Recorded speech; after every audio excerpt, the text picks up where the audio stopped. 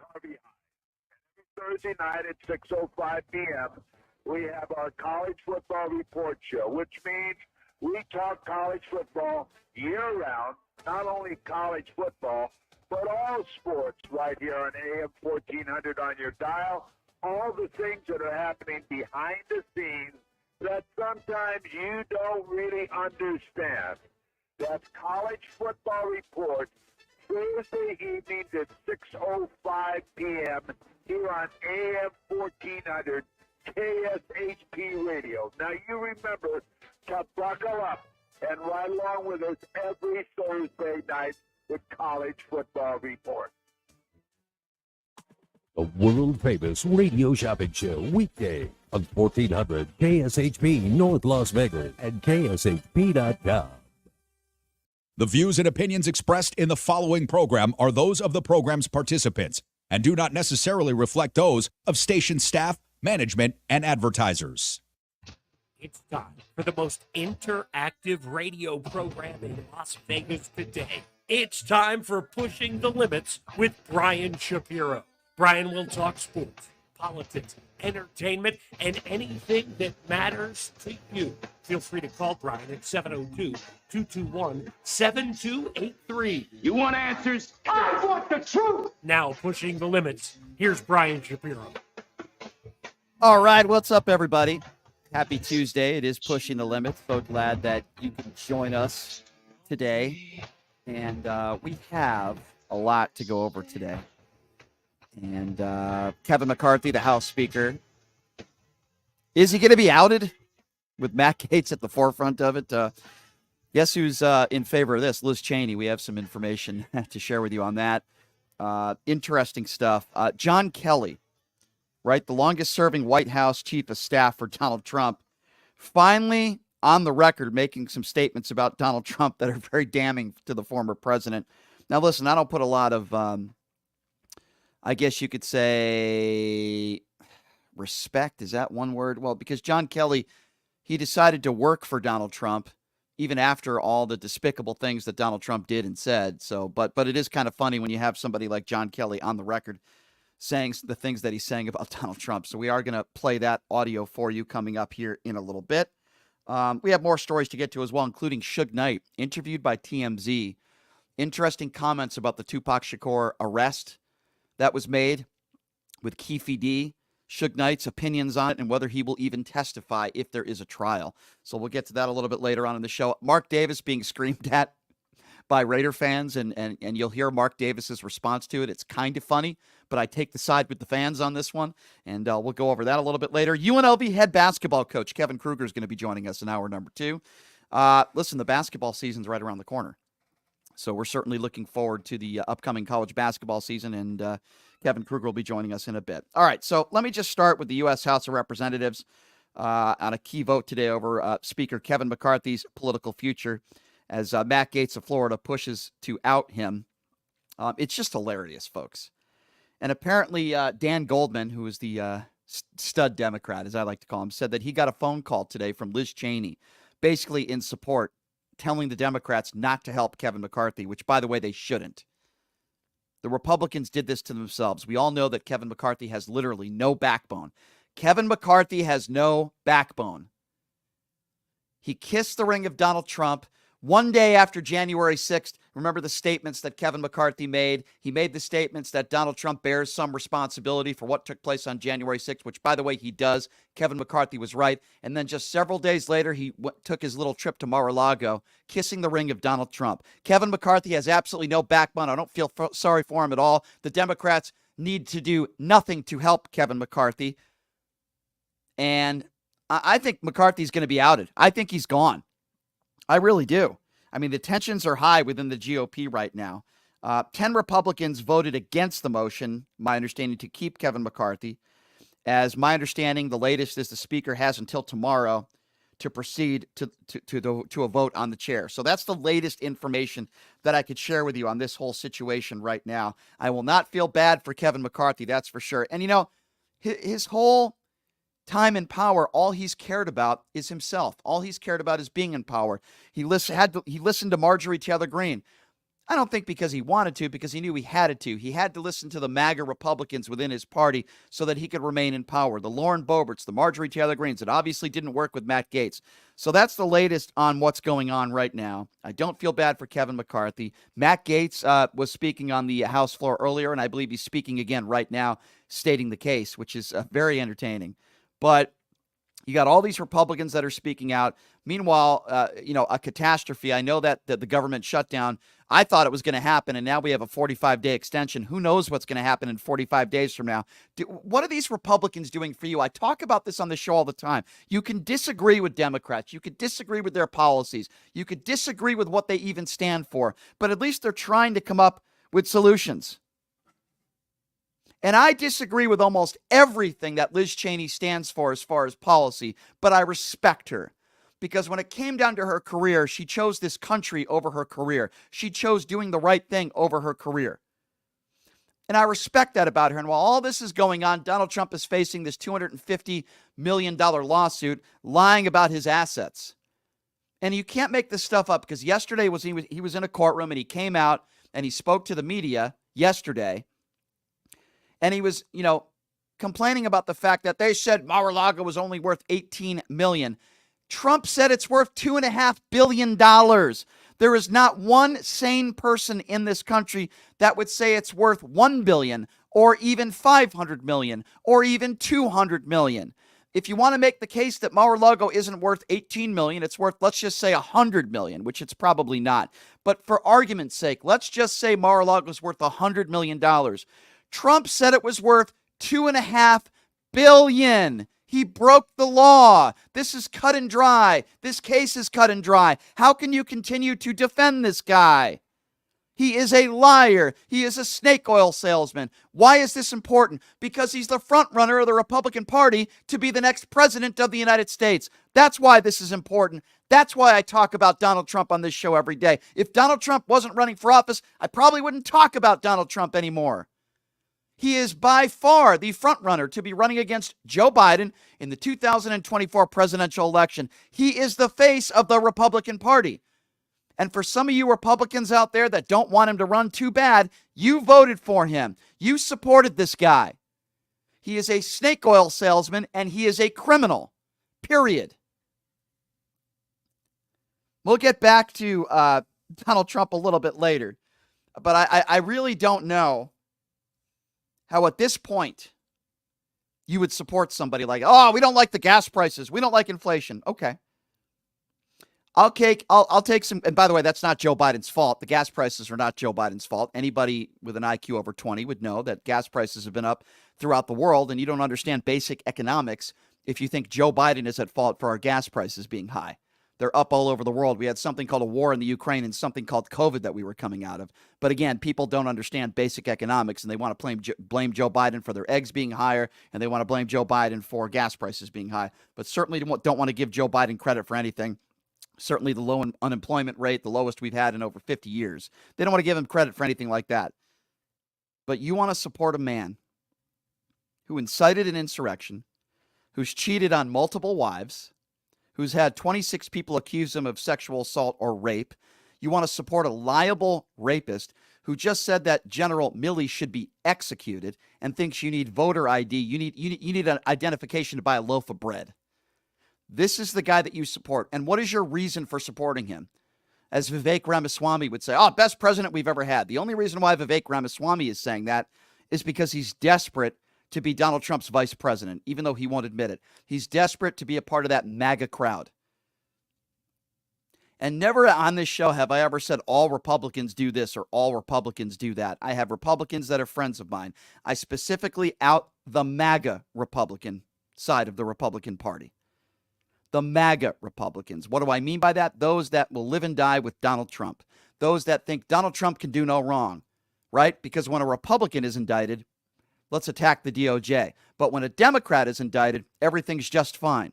When a Republican wins a presidential election, the election must have gone fairly. When a Democrat wins the presidential election, the Democrats stole it. It's the playbook of the Republican Party. They are nothing but hypocrites, and I'm tired of it. I am tired of it. I'm tired of the lies. I'm tired of the right-wing propaganda. I'm tired of the conspiracy theories. And I got to be honest with you guys. I had a lady in studio last week, and I made a mistake. I probably shouldn't have interviewed her. I didn't know a lot about her. I probably shouldn't have had her on. She was from a group called My Children's Advocate. And I had her on because, you know, there are some on the fringe right that believe that, you know, transgenders or drag queen reading is World War III and it's the end of the world. And it's so horrible for our kids, right? And when I get into these type of debates with people, some more intelligent than others, but when I get in these types of debates with people, I try to ask them, if you really do care about kids, then what's the leading cause of death with children? And who's really harming our kids here? And I bring up the churches, and I bring up the over 2,000 kids that have been molested by priests, the clergy.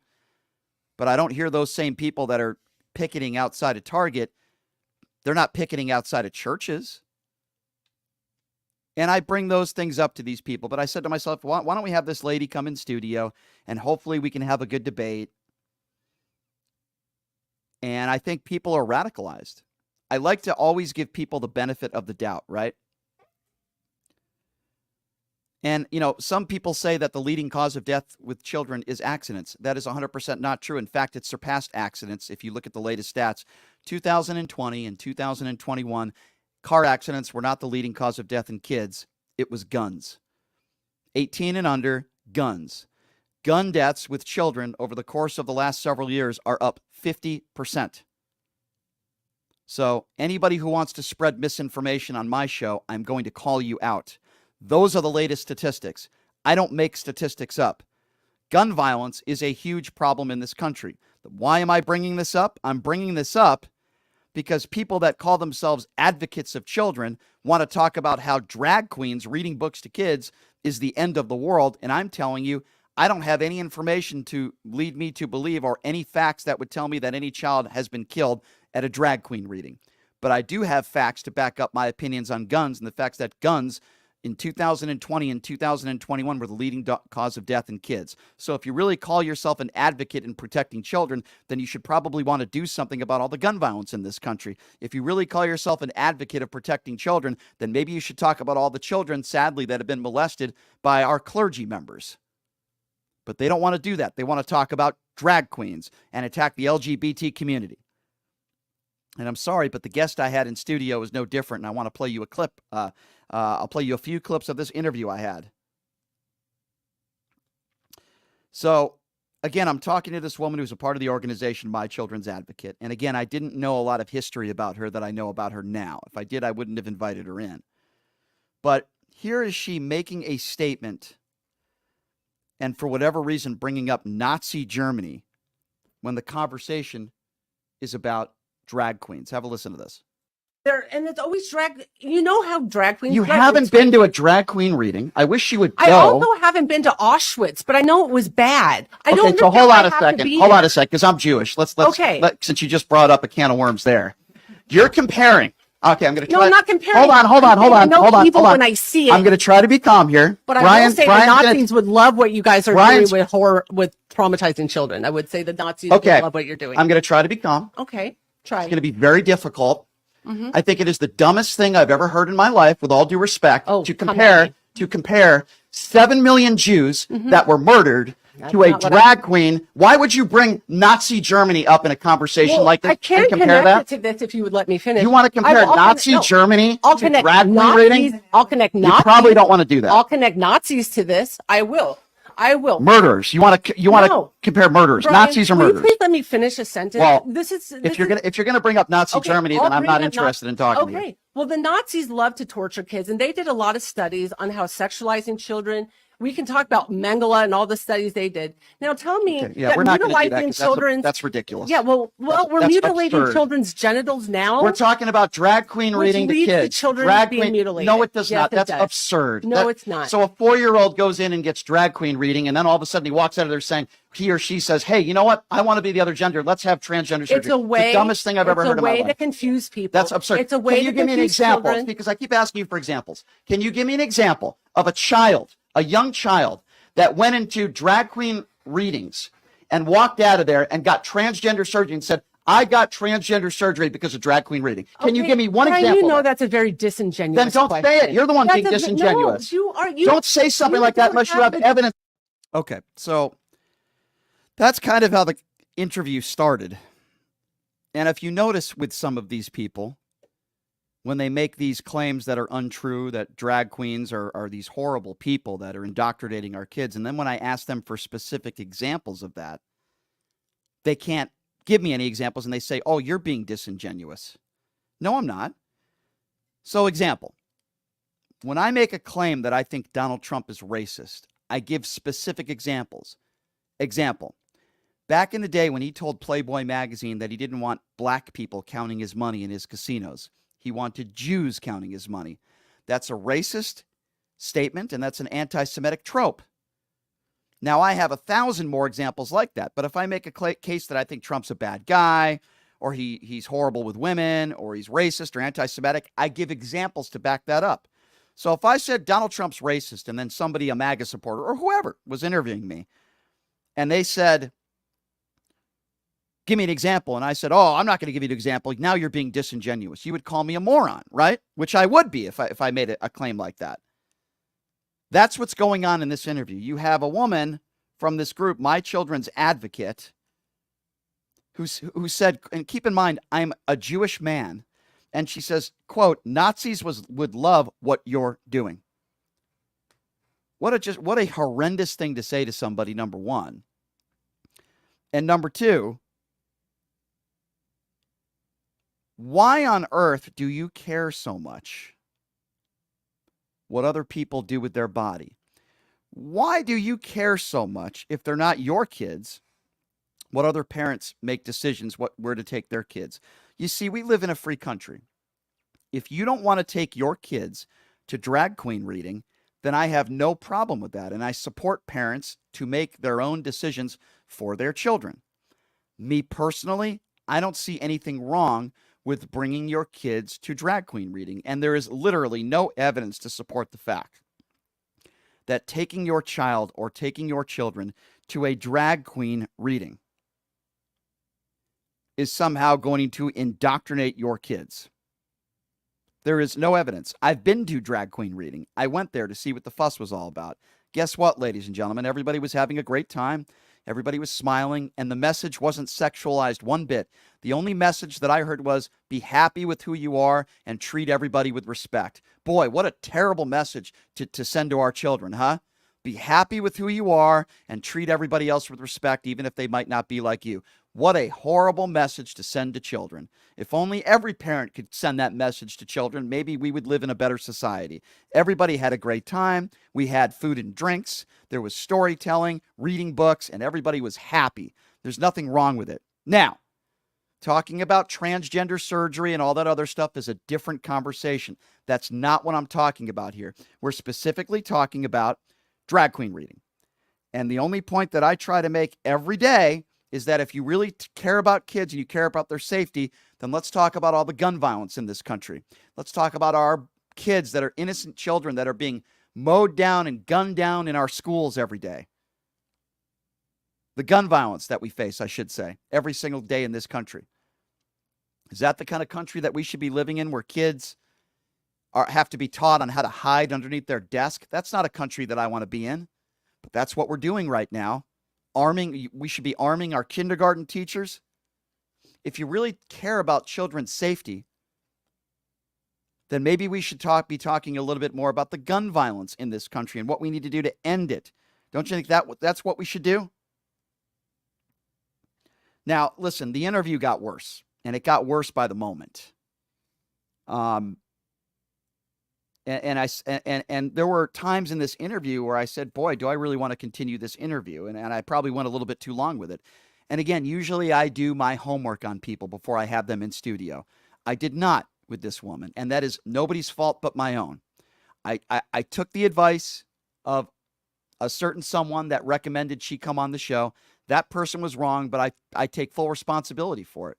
Because while I have no problem with disagreeing with people, in fact, I welcome it, and I love a good debate, I don't want people in studio that are bigots, and I don't want people in studio that are hurtful. And just because we might disagree on something, I don't want people in studio that are going to insult my listeners or insult my show or insult a group of people. This person did all of those things. And I've never had to kick somebody out in the middle of an interview. I've never done that. In my 20-year career, I've had some very heated interviews, but never once have I ever kicked somebody out in the middle of an interview until Friday.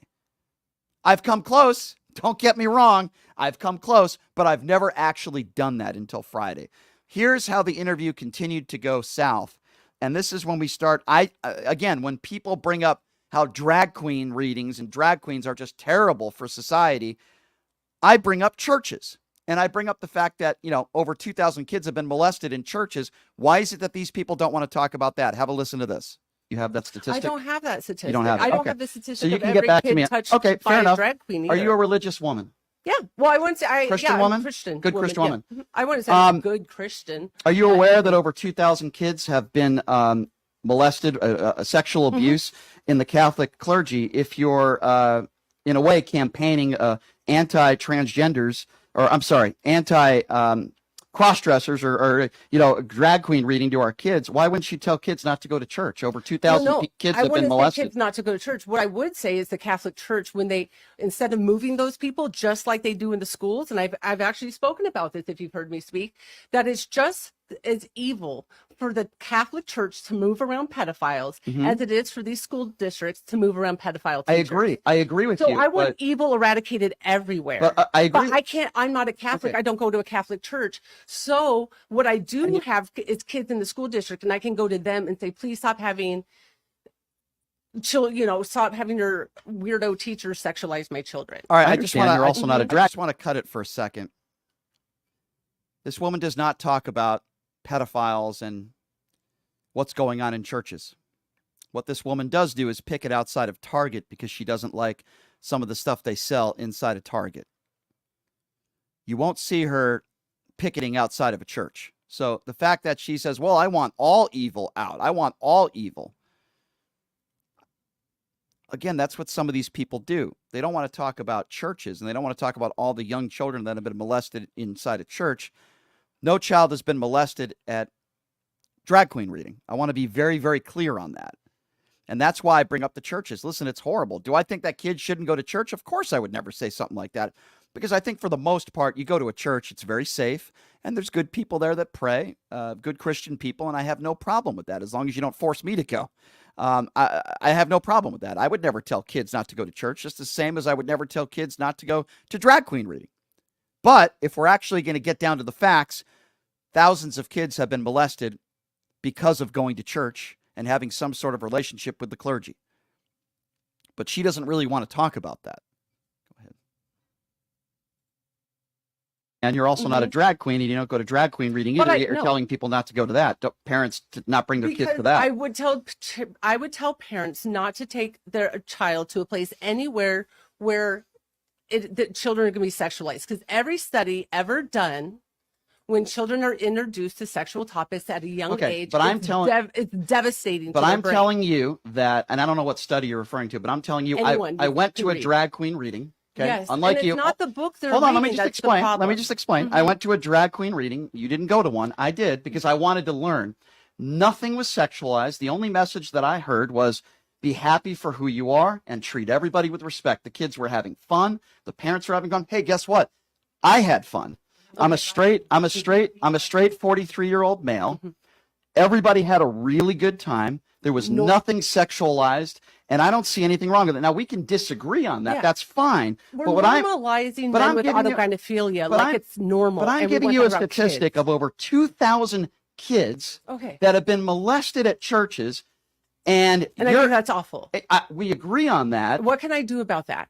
Well, I would like you to talk a little bit more about that. Let me tell you why. Okay. Can you give me one example of one drag queen reading where a child was killed or sexually assaulted? Just one case across the country. Because it's happening in front of everybody. But I can. Give me one example. Have been dozens of these drag queen members. Can you give me one example of one child that was sexually abused or killed at a drag queen reading? Her response, no, but it's happening everywhere. Ladies and gentlemen, Does that make sense to any of you that are listening right now? And I'm not trying to pick on this one person, because there are people that have this ideology that think the way this woman thinks. They think that drag queen reading to kids is the worst thing in the world for children. And then when I ask them for one example, just one, I'm not asking for 100 or even 50 or a dozen. Give me one example of one child that has ever gone to drag queen reading and was physically harmed in any way, shape, or form. She says no, but it's happening all over the country. Ladies and gentlemen, does that make any sense? Does that make any more sense than Donald Trump won the 2020 election? Does that make any sense at all? Of course, the answer is no. It makes absolutely no sense. But I can. give me but one there example. have been dozens of these drag queen members who have a sexual record. That's not what I asked you. That's not what I asked you. You can't say, but it's also these I teachers. can say, because over 2,000. You're being disingenuous. No, I'm not. I'm asking you about. You're being very disingenuous. I'm being actually Brian. the opposite of that. I'm asking you for one specific case, because you're so against this drag queen. Normalizing. But you can't give me one example of a kid that has been sexually abused at a drag queen reading or affected at all. You can't give me one example. It's step one of grooming. I've never said that they're getting touched at the grooming. Please let me explain. Let me finish before you interrupt with your disingenuous argument. I'm not being disingenuous at all. Stop it again, and we'll move on to the next clip. We'll cut this clip. She's calling me disingenuous. Here's a woman who's claiming that drag queen reading is so horrible for kids, and it's indoctrinating our children, and it's sexualizing our children. And then she's calling me disingenuous when she's making that claim, and all I'm asking is, can you give me an example of one child? And she can't give me one example, but she's saying I'm the one that's disingenuous. Again, let me reiterate, she can't give me one example. I'm the one who went to a drag queen reading. She's never been to a drag queen reading before. I went because if I talk about issues, I like to be a little bit knowledgeable about them. I like to know. I went to a drag queen reading, and it was nothing but everybody having a good time. Zero. Nothing was sexualized at all. There was no revealing clothing. Nothing was sexualized. Everybody was having a great time, and I thought the message was wonderful to children. Be happy who you are and treat everybody else with respect, even if they might not be just like you. Respect people and be happy for who you are. And so many people on the far right think that that's a bad message to our kids. Somehow that's sexualizing our kids. Listen, if you can find me a drag queen that is being inappropriate with a child, I'll be the first one to say, hey, that's inappropriate. That's wrong. I haven't seen anything like that at a drag queen reading. And then she's making the claim that dozens of drag queens are pedophiles that are reading books to kids. If there's a case, and again, she wasn't specific with any names or where it happened. She's just throwing stuff at a wall and hope it sticks. If that's the case, then that's wrong. And they're not allowed around children. There are actual laws that say if you are a known pedophile or you've been convicted of a crime like that, you're not allowed to be around those children. You're not allowed to be doing stuff like that. So that would be against the law. So that's why what she's saying is also not true. Now, this was the part of the interview, I got to be honest with you, that got probably most heated. Bringing up Nazi Germany, of course, to drag queens is absurd. I think we all would probably, reasonable people would probably agree on that. This was the part of the interview where she started talking about the LGBT flag. And she doesn't think the LGBT flag should be anywhere around children, and she said it shouldn't be in classrooms. Okay, so we had that conversation. Now, I disagree, right? I think that the gay pride flag, as people would call it, when I look at that flag, I don't think anything sexual at all. I think, oh, okay, be proud of who you are. Because these are a group of people, I'm talking about people now that are gay. These are a group of people that have been discriminated for decades and decades and decades. So I don't see anything wrong with that flag. To me, that flag represents being a pride, being happy for who you are. Right? Just like any flag, that is respectable, I would say that the gay pride flag is be happy for who you are. Have pride in who you are. Don't be afraid to be who you are. When I think of the flag, that's what I think about. So, okay, we disagree on that. She doesn't think that flag should be in a classroom. However, I knew I would get her on this one because then I brought up the Confederate flag. Because forgive me, folks, Most people that are against the gay pride flag have no problem with the Confederate flag, which is a flag that I think most people would agree with me represents bigotry and racism. Have a listen to this. Okay, are you okay, since you defended the Confederate flag, would you be okay with the Confederate flag in a classroom? The Confederate flag isn't having kids have anal sex with each other. Okay, so you would, so just for the It record. doesn't bother me. So just for the record. Okay, I just want to be clear. And if you knew the real Stephanie is history of the- okay with the Confederate. Okay, so I got to stop it right there. First of all, she's talking about a certain type of sex that one would have. I'm not going to repeat what she said, but does she not understand that if you're straight, you could have that kind of sex too? So that doesn't make any sense, number one. Number two, if you ask most people that happen to be gay, and yes, I have plenty of friends that are gay, they would tell you the gay pride flag has nothing to do with sex, and it has everything to do with being prideful of who you are. If you describe yourself as a gay woman or a gay man, or heck, even bisexual, whatever you are, the whole idea of the flag, that's why they call it a pride flag, is to be prideful for who you are. But when this woman thinks about the gay pride flag, immediately she goes to a sexual act, which is absurd. I just want to be clear. And if you knew the real Stephanie is history of the- okay with the Confederate flag in just classroom. like a number of black people in the South fly it, and I'm not offended by them flying it So either. I'm pretty Because I'm confident sheltered. I'm pretty confident most black people in this country wouldn't want a Confederate flag in a classroom. So you're you're from the okay. South, So and black Stephanie is people fly okay it. with a You should make a Confederate trip. flag in a classroom, Make a but trip to not a Arkansas. gay pride flag. Is that a fair Because I think assessment that of your talking opinion? about sex around children is weird. I'm asking you a That's why. question because I want to get Yes, your opinion. I don't want to put care. words Yes, in your the mouth. Confederate flag represents being a rebel. I'm not offended Gotcha. by kids talking about that. Gotcha. I am offended by kids being introduced to anal sex. Gotcha. Okay, so how does a gay pride flag talk about that? Because you're proud of how you have sex. Okay, so it's proud of being who you No, are. it's proud of how you have So I want to sex, be not clear. who or If the how you have Confederate sex. flag We to can- Stephanie is a positive, we it's can- about being a rebel. I've had it. And the gay pride Yeah, flag. go ahead. Cut it. Okay, so we're done with that. So first of all, that type of sexual act can be done if you are straight also. So obviously that's an extremely ignorant point of view, which makes absolutely no sense. And for the people that say, why do you need to be happy with your sexuality? Why do you need to gloat about it? It's not about gloating. It's about a certain group of people. And I keep repeating myself over and over again because some people just don't understand. It's about a group of people that have been discriminated against for decades and decades and decades. Okay? Straight people have not been discriminated against because of their sexuality. We're talking about specifically people who are gay. There are people who have died in this country because of being gay. It's called a hate crime.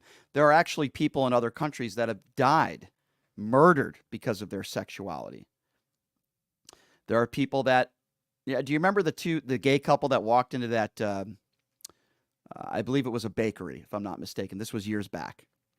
The guy who owned the bakery did not want to serve them a cake for their wedding because they were both gay, and he claimed it was against his Christianity. Can you tell me of two straight people that are getting married that ever walked into a business and that business owner told them, I don't want to serve you because you're straight? Of course not. That would never happen. Because it's bigotry. That's why. And I really feel bad for this woman because her views are so bigoted in nature, and they're so wrong, and it's awful. And sadly, when you have parents like this that bring up their kids like that, those kids usually grow up to be bigoted people.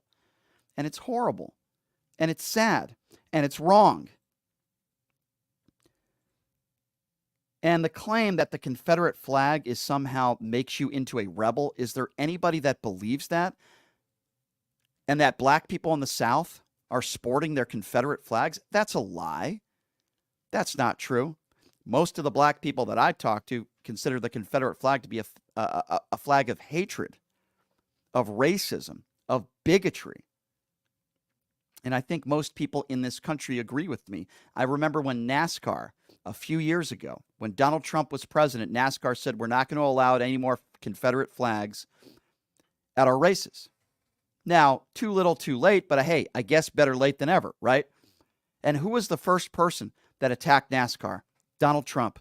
Donald Trump did an interview, and he attacked NASCAR for banning the Confederate flag. Most people in this country praised NASCAR. I was one of them because it was the right decision. Make no mistake about it, the Confederate flag represents hatred and racism. You don't see black people all over the place sporting their Confederate flags. This woman is ignorant and she's wrong. And she has no idea what she's talking about. She made the claim that there were basically black people down south that would have no problem with Confederate flags in classrooms, which is a lie. But yet she has a huge problem with the gay pride flag in a classroom.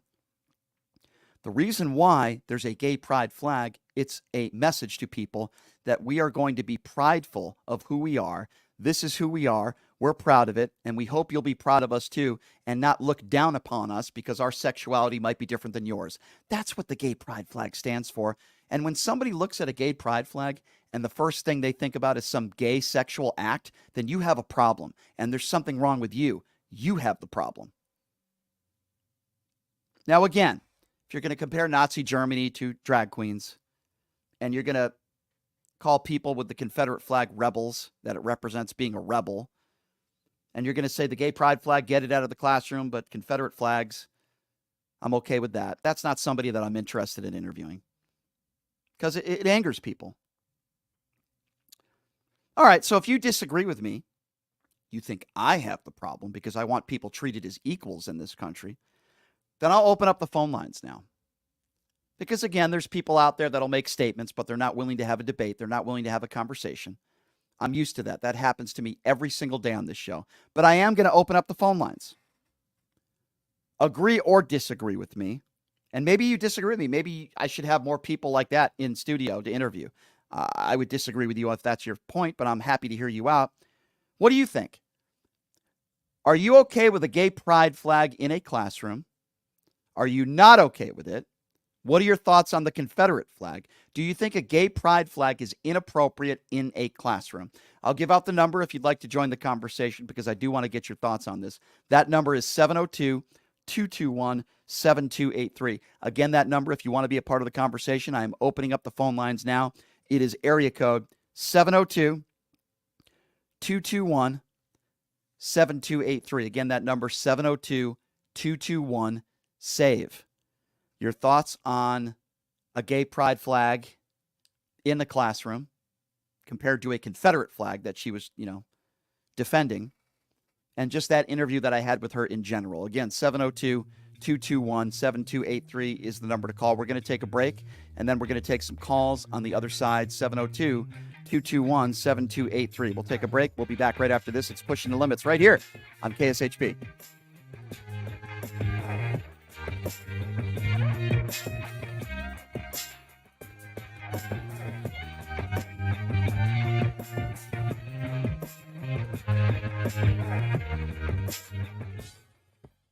Hey, everybody, are you struggling to find a pizza place that reminds you of Brooklyn?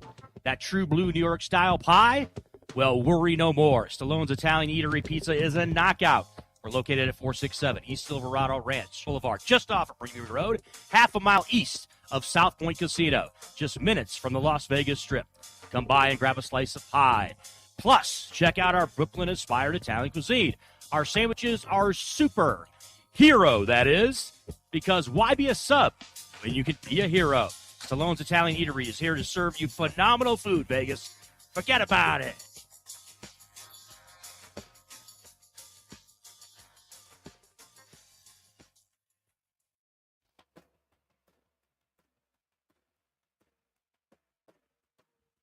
Everybody, it's Brian Shapiro from Pushing the Limits here. I want to tell you guys about my good friends at the Postal Annex. They have a notary signing agent on site daily, no appointment needed, and they offer a full scale of printing services from shipping labels to documents, business cards, banners, photos, and business signage. They're your passport service headquarters. They offer passport photos, and they can renew your adult passports. If you're traveling in a hurry, they can get those passports to you within 7 days or less. Mailbox rentals with a physical street address, and they also receive your packages from Amazon, UPS, FedEx, USPS, and more. Here's the best part. If you're a Pushing the Limits listener, they have an introductory rate of only $39 for a 3-month service. You can't beat it. Give them a call, 702-873-8005. Check them out at 6130 West Flamingo Road. It's the Postal Annex. Tell them I sent you. Buying or selling a home is a huge life event that requires guidance from an expert in the industry and community. My name is Blake Wynn. you may recognize my name as my grandfather was the best governor the state of Nevada has ever had.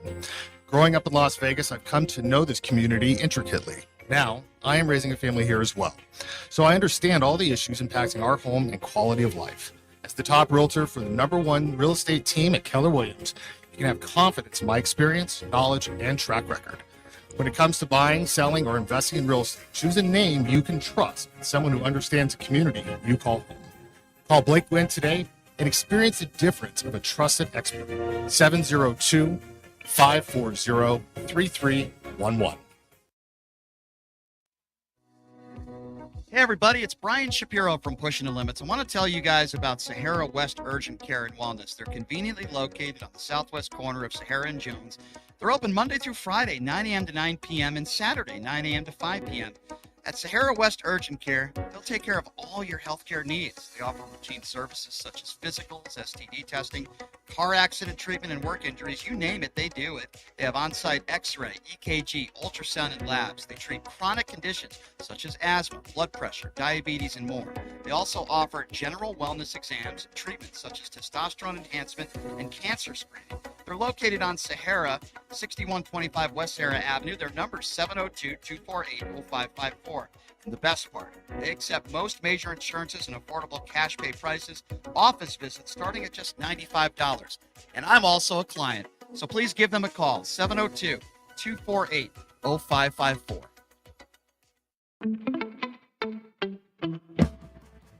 All right, welcome back. It is Pushing the Limits on a Tuesday. I'll tell you guys about my good friends at Sahara West Urgent Care. If you have any issues that you need to deal with, could be anything. Could be a car accident, a work injury, asthma, diabetes, whatever the case is, they'll take care of you over there. Only a $95 payment if you don't have insurance, but they do take most insurances, and you don't even have to make an appointment. Give them a call, though, if you'd like, 702-248-0554. You could also visit them online, SaharaWestUrgentCare.com. So I talked about my interview I did with this lady from My Children's Advocate. Claims that she cares about children, yet when I talked to her about the churches and all the child molestation in churches, didn't really want to talk about that. Or gun control. She was completely unaware of the statistics when it comes to our children being killed by guns. And then she made an excuse saying, well, most of that is gang violence. First of all, that's not true, number one. And number two, even if it is gang violence, what does it matter if a 16-year-old or 15-year-old kid is shot and it's labeled gun violence, or a 15 and 16-year-old kid is shot in a school? It's still our innocent kids, in some cases, being killed. It shouldn't matter whether it's gang violence or if it happens in Vegas or Chicago or wherever. I don't care what the color of their skin is. I don't want people to be killed. I certainly don't want people to be killed in any way, shape, or form, innocent, especially by the hands of a gun. But these people that picket outside a Target, that claim that they care about kids. And by the way, what a noble thing to do, right? When you wake up and you're a mother and you say, I know how I'm going to spend my day. I'm going to hold up a sign and try to convince people not to shop at Target because they're selling some LGBT-friendly clothes. I mean, what type of specific person do you have to be to do that for a living? To do that sort of stuff and picket like that. But you won't see those same people picketing outside a church, even though over 2,000 kids have been sexually molested by the clergy. You won't see them protesting outside of a church. Why is that? Has anyone been sexually molested in a Target? The answer is no. No children, as far as I know, unless maybe Donald Trump walked in there. In the dressing room. Drag queen reading? Has any drag queen readings, any children been harmed? Of course, the answer is no. It's no. And while all this stuff is going on, we have John Kelly, the longest serving White House chief of staff for Donald Trump. He's now offered his harshest criticism of the former president in a statement that was sent to CNN. Now, I'm amazed and I'm perplexed that John Kelly didn't step down himself and that he continued to work for this man. I think that's an issue of credibility right there. But Jake Tapper, over at CNN, read parts of John Kelly's statement, and I want to play those for you because I think it's important. Listen to what John Kelly had to say about his former boss. Have a listen to this. What can I add that has not already been said? Calling President Trump, quote, a person that has no idea what America stands for and has no idea what America is all about. Well, obviously, I agree with that, right? What does America stand for? Prosperity, freedom, the freedom to be able to voice your mind or voice your thoughts or opinions like I'm doing right now without living in fear through a dictatorship like what is taking place in Russia or North Korea. The freedom to be able to take a walk, go to the park, spend time with your family, have a picnic. And I think this country stands for bravery. Our brave men and women in uniform that risk their life so like people, you and me, could share our thoughts on social media or on the radio. That's what this country stands for, in my eyes. That's exactly what this country stands for. So this is an interesting part, and it's one of my biggest criticisms of Donald Trump, if you recall the statements he made about John McCain, who was a war hero. John McCain was a POW. John McCain was tortured. Here's what John Kelly, again, the longest-serving White House chief of staff for Donald Trump, claims that Donald Trump said about POWs who died on the battlefield. Have a listen to this. Trump turned to Kelly on Memorial Day at Arlington National Cemetery in 2017 and asked, I don't get it. What was in it for them? This is Kelly confirming on the record stories of Trump insulting Senator John McCain and former President George H.W. Bush because in Vietnam and in World War II, respectively, the former aviators were shot down. Kelly describes Trump as, quote, a person that thinks those who defend their country in uniform or are shot down or seriously wounded in combat or spend years being tortured as POWs are all, quote, suckers because, quote, there is nothing in it for them. A person that did not want to be seen in the presence of military amputees because, quote, it doesn't look good for me. A person that demonstrated open contempt for a Gold Star family, for all Gold Star families on TV during the 2016 campaign, and rants that our most precious heroes who gave their lives in America's defense are, quote, losers and wouldn't visit their graves in France. That's something pretty special, isn't it? A former president of the United States calling our brave men and women in uniform who risked everything, lost their lives for the freedoms that you and I have every day, and a former president of the United States calling them losers. This is the same man who, in regards to John McCain, said he didn't respect John McCain because he was captured as a POW. He said that. There's video and audio of it when he was running for president back in 2016. How can you be someone who served this country in any way, shape, or form and vote for this person? He is, make no mistake about it, poo-pooing on every single person who not only lost their life serving this country, but those who continue to serve today and those that have been injured.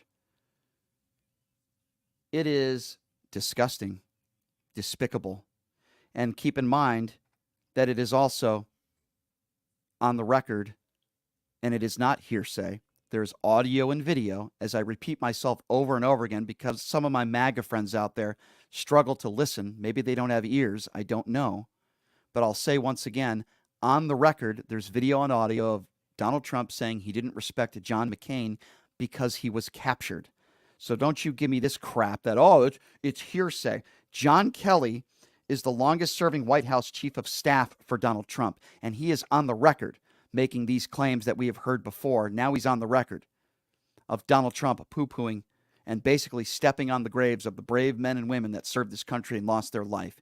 What reasonable, decent human being would do that? Because Donald Trump is not decent. Because he is a terrible human being.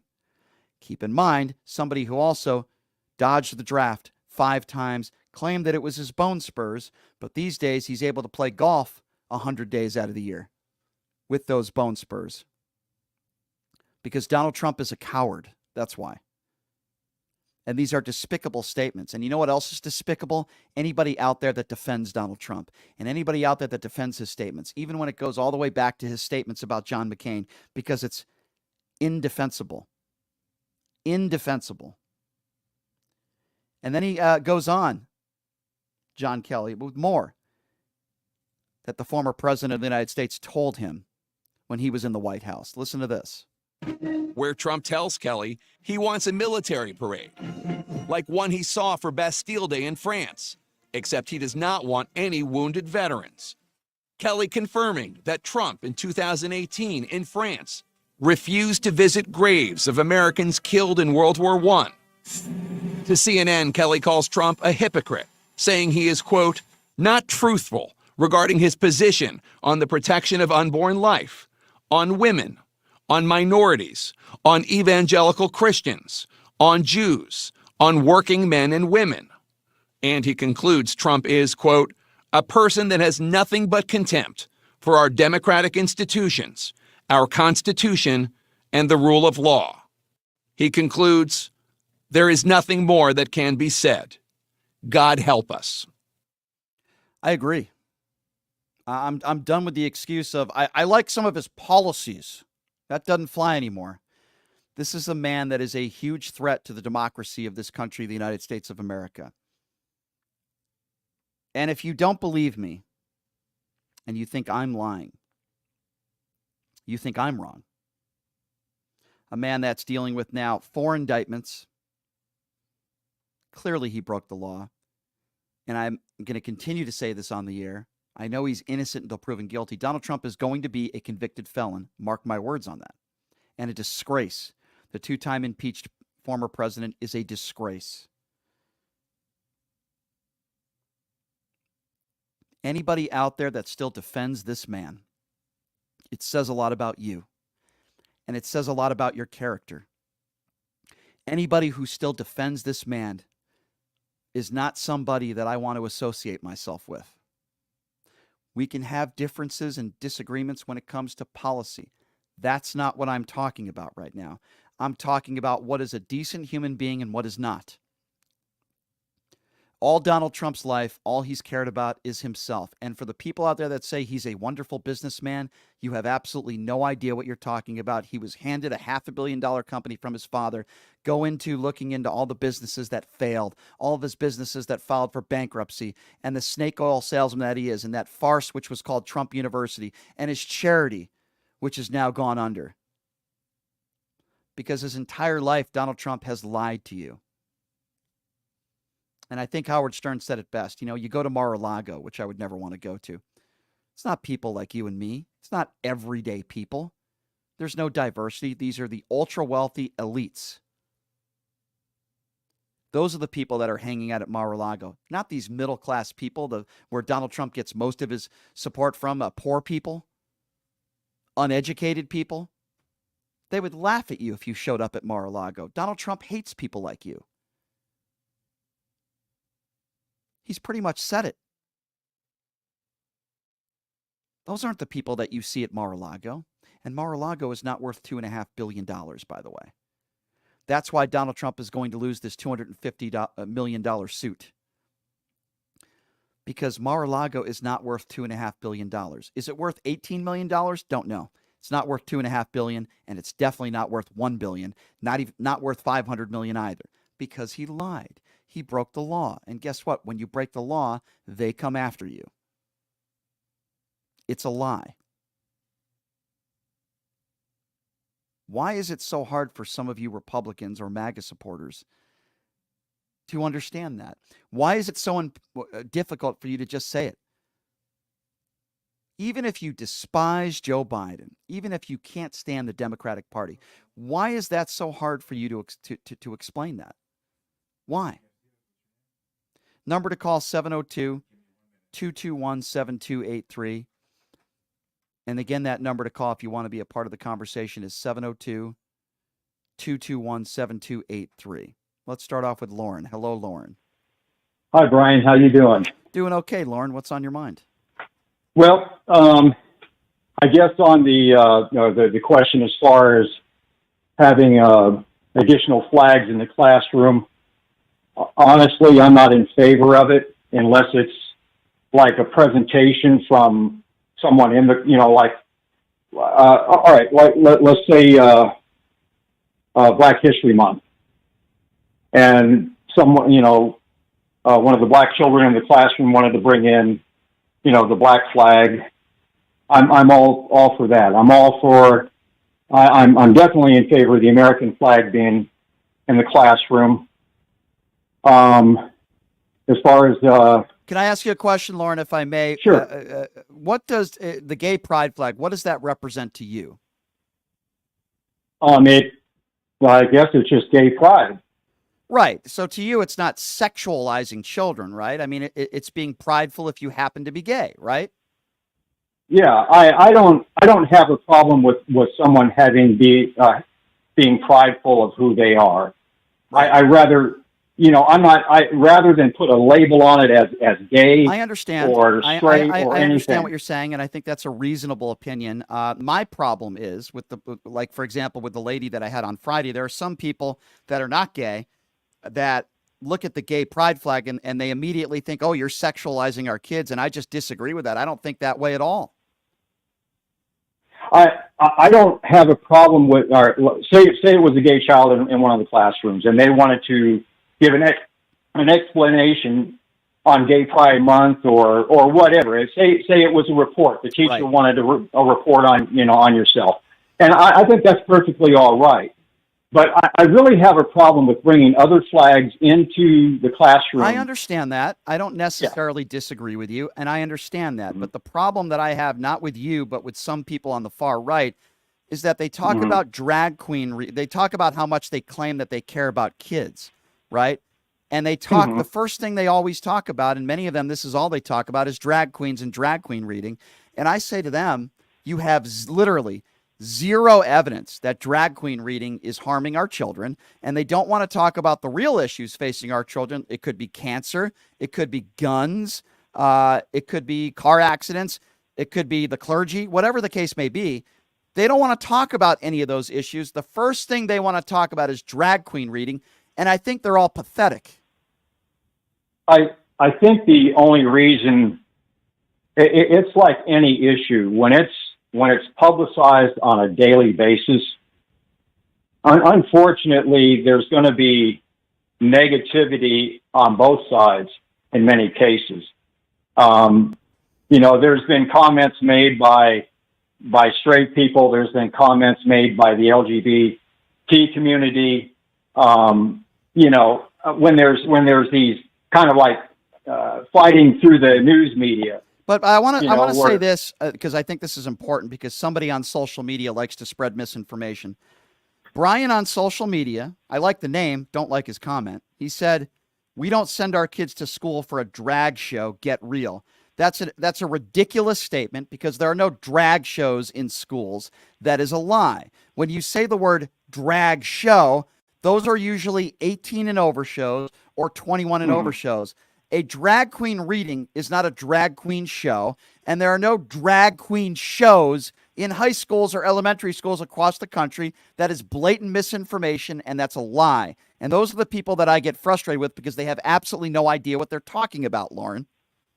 Well, I remember the Silver Slipper many years ago used to have a show there, a drag show. And we had some people come in from Connecticut. That's where my ex-wife was from. And, and I'm sitting there and I'm listening, enjoying the show. Then all of a sudden one of the entertainers comes and sits in my lap and my wife says, "You should have seen your face. It was just beat red." That is kind of funny, but the idea that drag queens today are going in schools and sitting on kids' laps that's not happening. Yeah, no, I wasn't. I was just saying, from.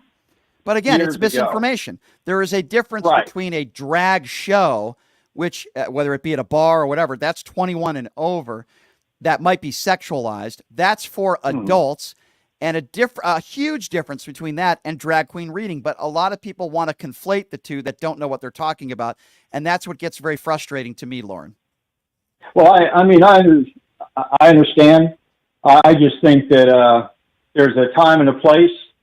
I don't. If it's up to the parent if that's what they want to take their child to. I'm not. Yeah. I'm not saying it's good or bad. Lauren, I understand, but you don't have extremist, bigoted views, right? We can disagree on certain topics, but you're not a bigot, right? You're not hateful towards these people, and that's why I. And not that's at why all. I can I'll just put it out there. I have 2 children that were born with AIDS. Right. I'm sorry. So Yeah. and usually the first question that comes out, well, don't you feel guilty about giving AIDS to your children? Well, I adopted the children. Right. Okay. And so my point is this, children can be influenced in negative ways, and that can be just watching TV. So it could be inciting an insurrection. It could be Lauren Boebert performing a sexual act with a man in a theater. It could be Marjorie Taylor Greene comparing Nazi Germany to people wearing masks. There are all sorts of different ways. I agree with you where kids can be influenced, but it ain't drag queen reading. I'll tell you that. Lauren, I got to go because I got to get to some other callers, my friend, but I appreciate the conversation. Thank you for the call. All right. Take care. 702-221-7283 is the number to call. Again, that number if you want to be a part of the conversation. 702-221-7283. Let's go to Kevin. Kevin, what's going on? Hi, Brian. How are you today? Doing good, my man. What's on your mind? You know, I listen to this talk both on your show and in person, and my biggest question I keep asking people is, where was your anger years ago? Drag shows, drag readings have been going on for years. Correct. No one complained about it. You're right. Critical race theory was going on. Just all of a sudden, it's when they're told they need to be angry about something, they go, "Ooh, I got to get pissed. I got to get freaked out about it." Kevin, it's a great point that you just made, and the only answer that I can give you as to why is MAGA, is Donald Trump.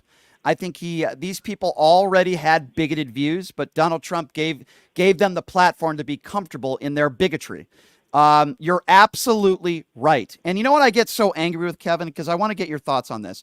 There's so many people out there today that say, why are there so many transgenders now? Why are there so many gay people now? It's not that there are more gay people now. It's that these people weren't comfortable in coming out and being comfortable in their sexuality in fear of the bigots out there that would judge them. We still have a long way to go, but it's certainly a little bit easier to be someone in the LGBT community now because it's more accepted now. It's not that there are just more gay people now. We have the same amount of people that are gay. It's just that more people are more accepted now and they feel more comfortable. Well, I was at a drag show a few weeks back in Panama City, Florida, and it was wonderful. The girls were entertaining. Everyone was having a good time, and there was a group of people outside coming in looking for kids. It's like they're told to be angry. They're told to do things, and you're right. I think the moment Donald Trump came down those stairs, he sort of opened up Pandora's box and allowed all of the stuff that people kind of kept to themselves a little bit. Can I ask you another question, Kev? I've been asked this question before, and I've answered it. I want to ask you this question. What does MAGA represent to you? When somebody says, I'm a MAGA, what does that represent to you? First, I begin to lose any credibility that they have, because anything they say is going to be a filtered answer, and no matter what, if they say they're MAGA to me, they're bigots. They're racist.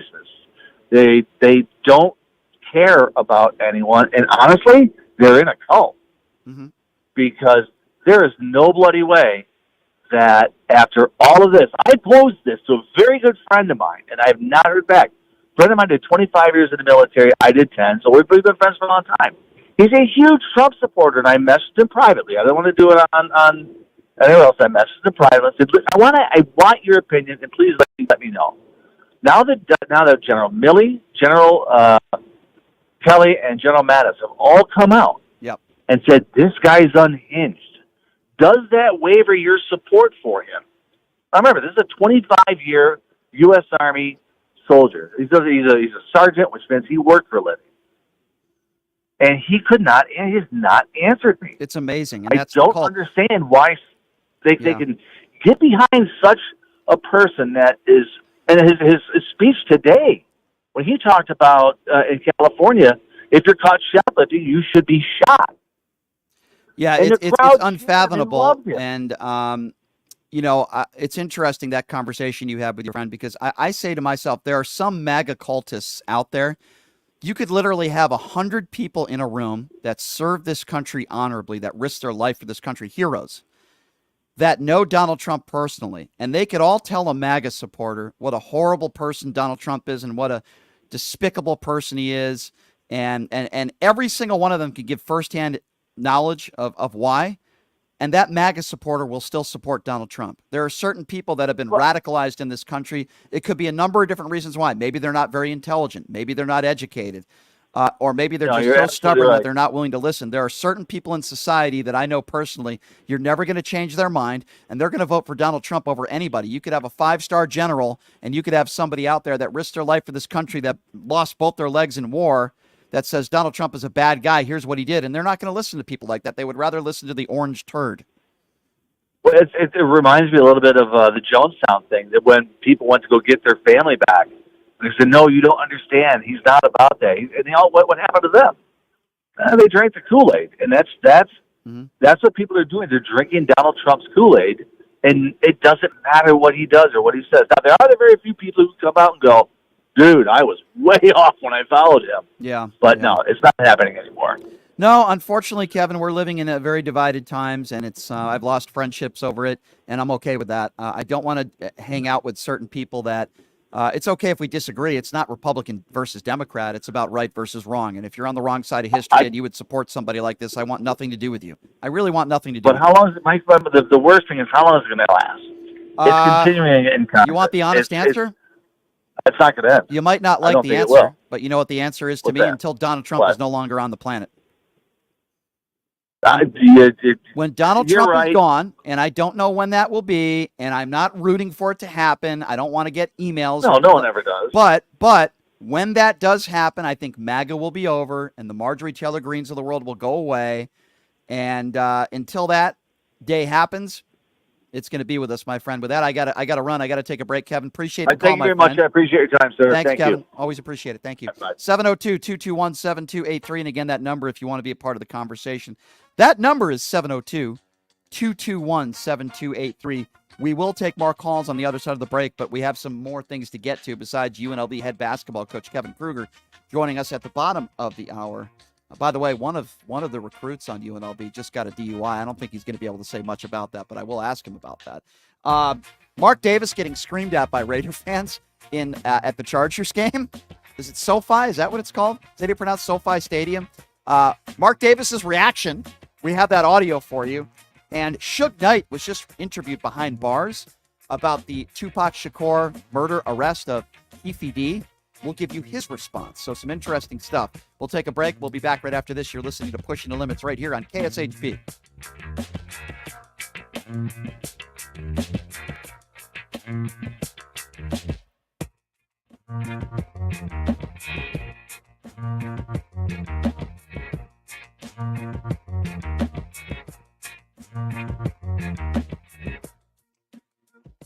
Here's to your health, Monday morning at 7 on KSHP, North Las Vegas, AM and FM, 829-6HP, North Las Vegas, and KSHP.com. Hey, everybody, are you struggling to find a pizza place that reminds you of Brooklyn? That true blue New York style pie? Well, worry no more. Stallone's Italian Eatery Pizza is a knockout. We're located at 467 East Silverado Ranch Boulevard, just off of Premium Road, half a mile east of South Point Casino, just minutes from the Las Vegas Strip. Come by and grab a slice of pie. Plus, check out our Brooklyn-inspired Italian cuisine. Our sandwiches are super. Hero, that is. Because why be a sub when you can be a hero? Stallone's Italian Eatery is here to serve you phenomenal food, Vegas. Forget about it.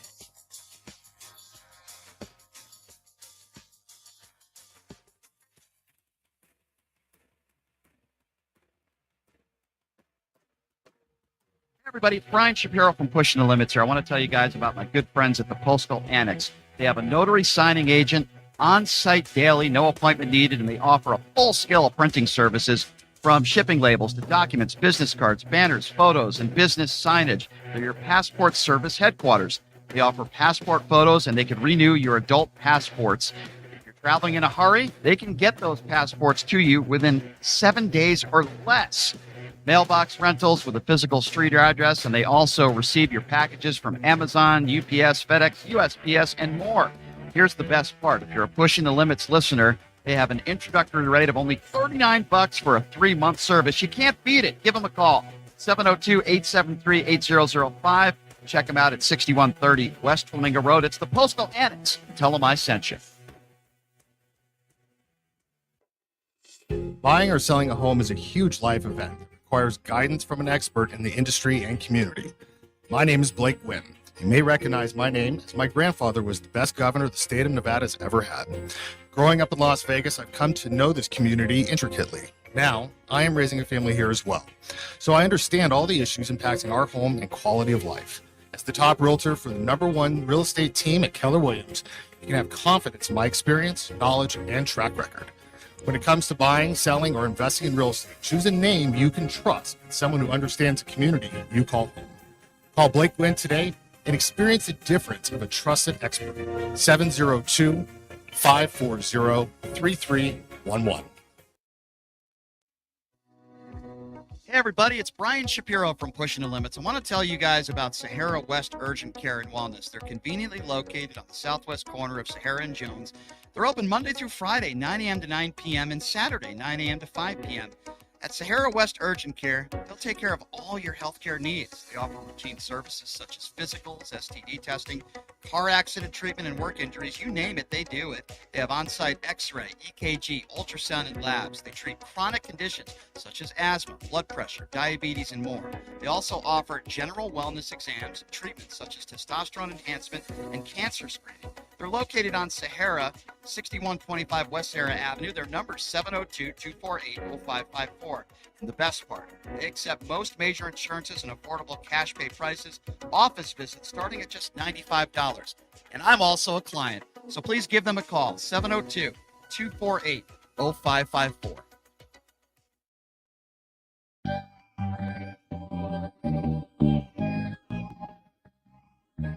All right, welcome back. It is Pushing the Limits on a Tuesday. Thank you so much for joining us. We got UNLV head basketball Kevin Kruger. Promised I'd take a few more calls.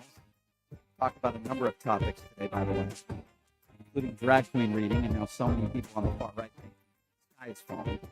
From drag queen reading, we also talked about John Kelly's statements, the longest-serving White House chief of staff for Donald Trump, some damning statements in regards to Donald Trump. And as I mentioned, we're taking your calls at 702-221-7283. I know we have Paul waiting on the line. So, Paul, you're next up on Pushing the Limits. Thank you for the call. What's on your mind?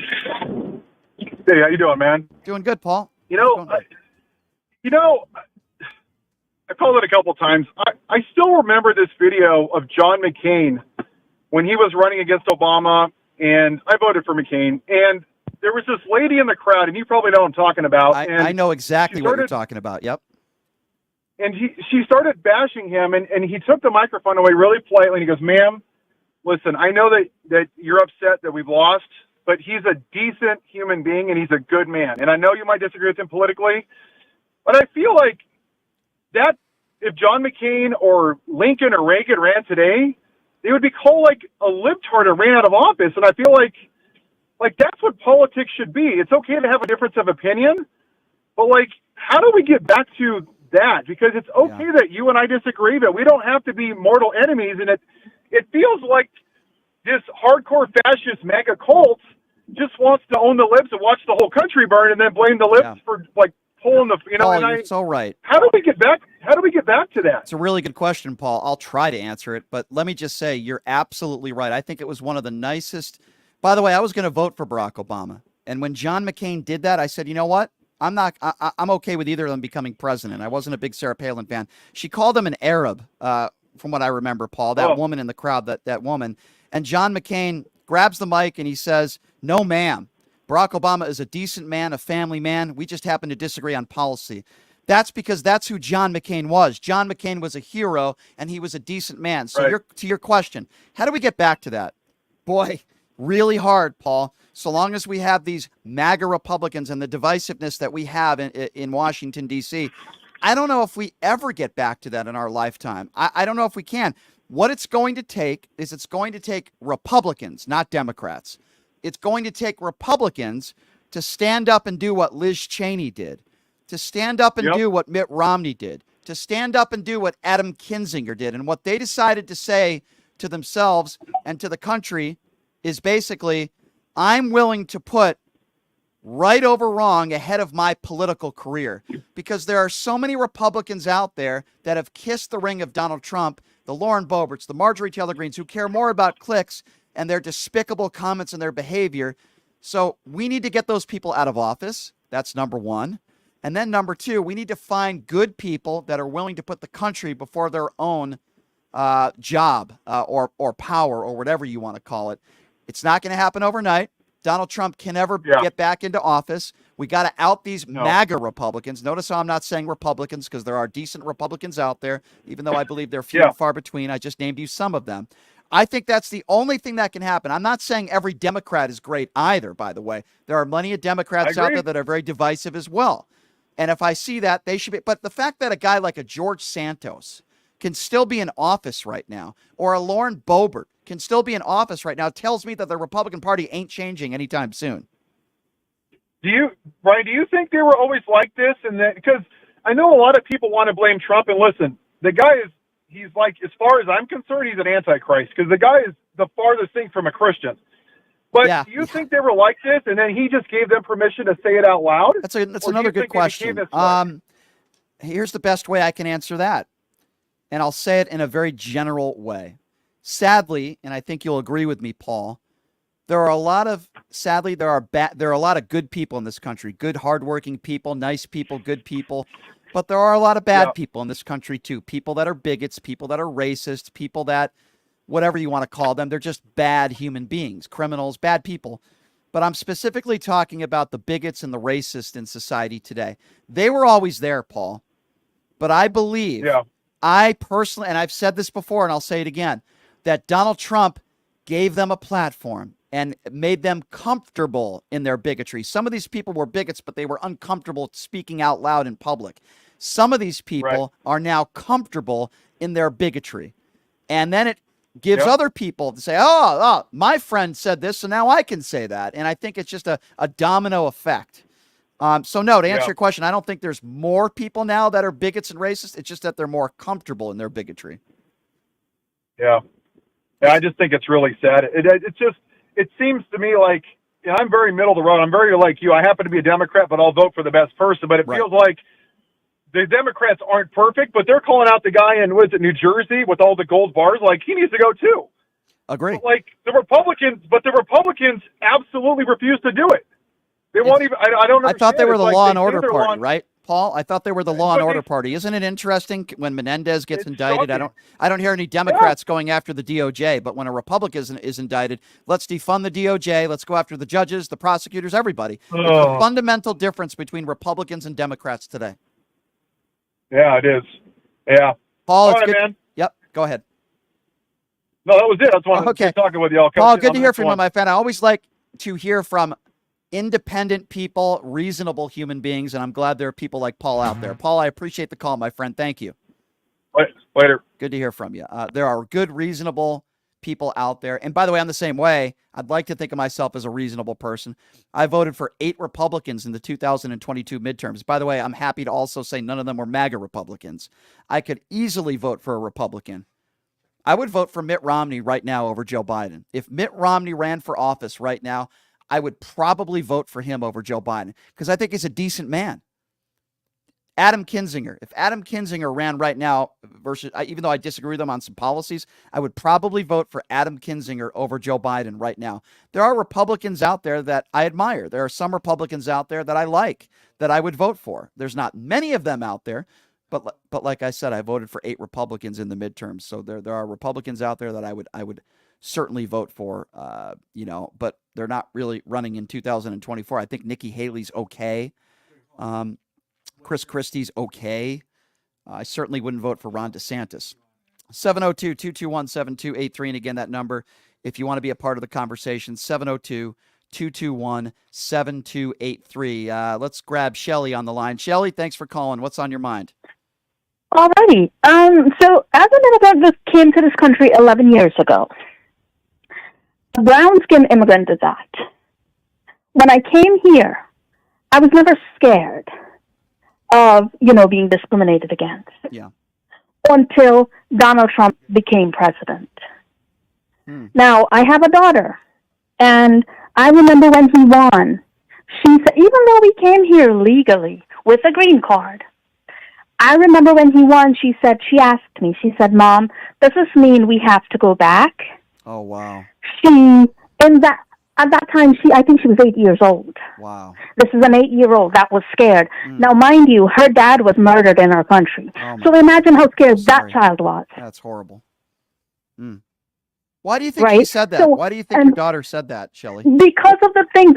I've allowed my daughter to, be open-minded and see the news and all that kind of thing. Right. And the things Donald Trump said to his people, scared me, and it scared an 8-year-old child. And your daughter sounds like she's a very intelligent young lady, and it scared me as well. She is. I'm with your daughter. She is. If Donald Trump gets back into office, which I hope he doesn't, and I don't think he will, I'm going to be scared because I think he's a wannabe dictator, and your daughter's very bright. And absolutely. Yeah. She has also gotten to the point where, come the coming up election 2024, she will be voting.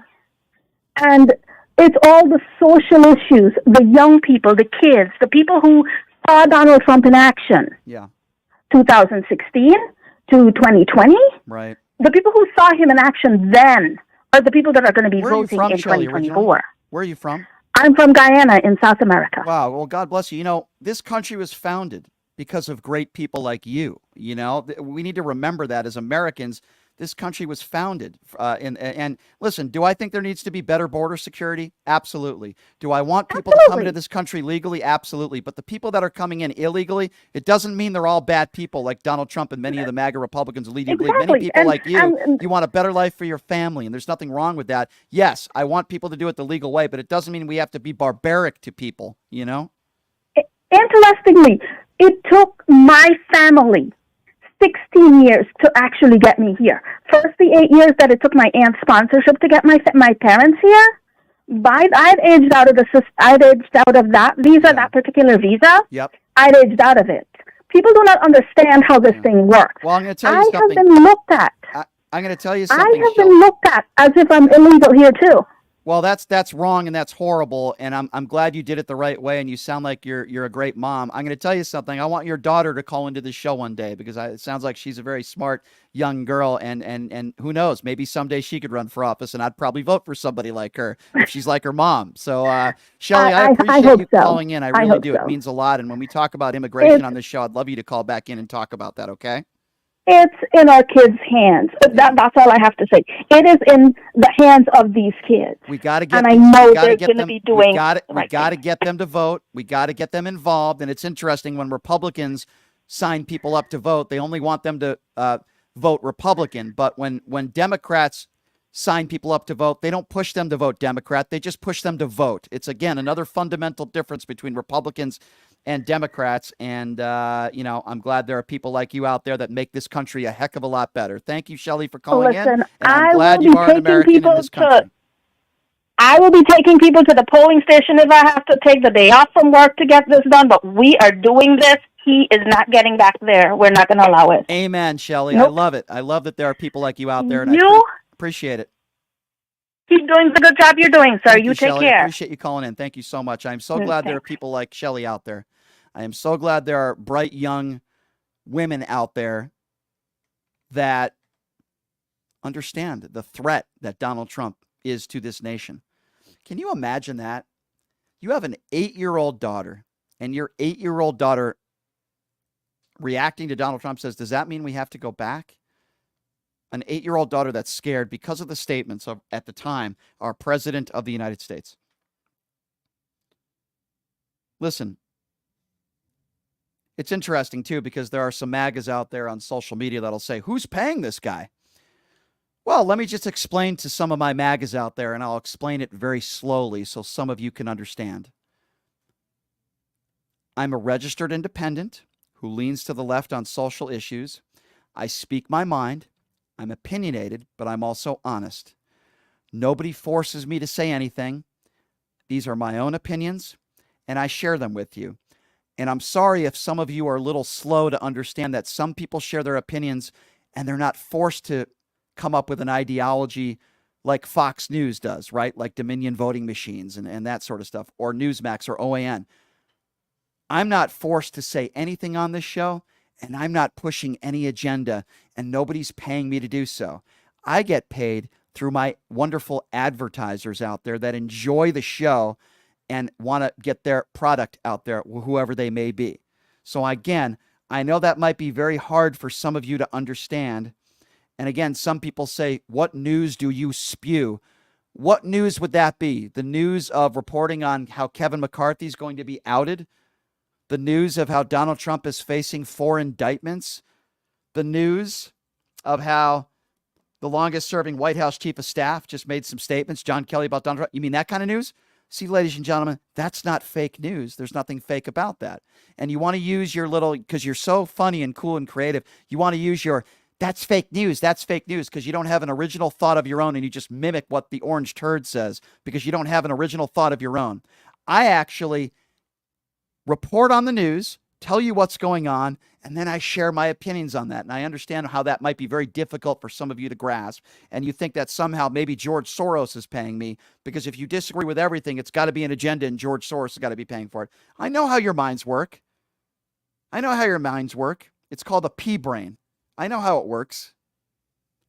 Nobody's paying me because they push an agenda. I get paid because I do a radio show.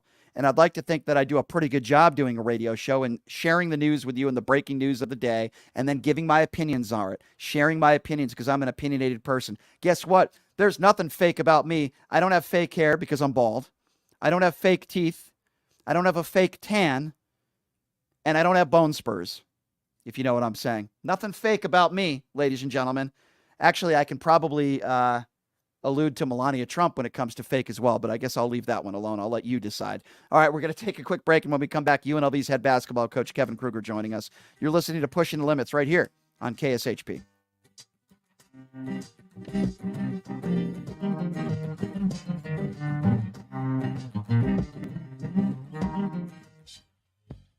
Hey, everybody, are you struggling to find a pizza place that reminds you of Brooklyn? That true blue New York style pie? Well, worry no more. Stallone's Italian Eatery Pizza is a knockout. We're located at 467 East Silverado Ranch Boulevard, just off of Premium Road, half a mile east of South Point Casino, just minutes from the Las Vegas Strip. Come by and grab a slice of pie. Plus, check out our Brooklyn-inspired Italian cuisine. Our sandwiches are super. Hero, that is. Because why be a sub when you can be a hero? Stallone's Italian Eatery is here to serve you phenomenal food, Vegas. Forget about it.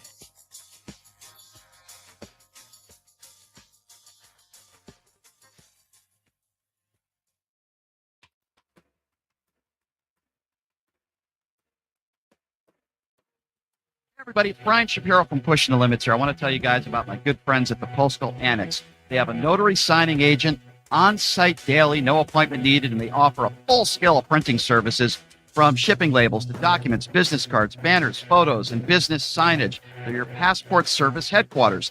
They offer passport photos, and they can renew your adult passports. If you're traveling in a hurry, they can get those passports to you within 7 days or less. Mailbox rentals with a physical street address, and they also receive your packages from Amazon, UPS, FedEx, USPS, and more. Here's the best part. If you're a Pushing the Limits listener, they have an introductory rate of only $39 for a 3-month service. You can't beat it. Give them a call, 702-873-8005. Check them out at 6130 West Flamingo Road. It's the Postal Annex. Tell them I sent you. Buying or selling a home is a huge life event that requires guidance from an expert in the industry and community.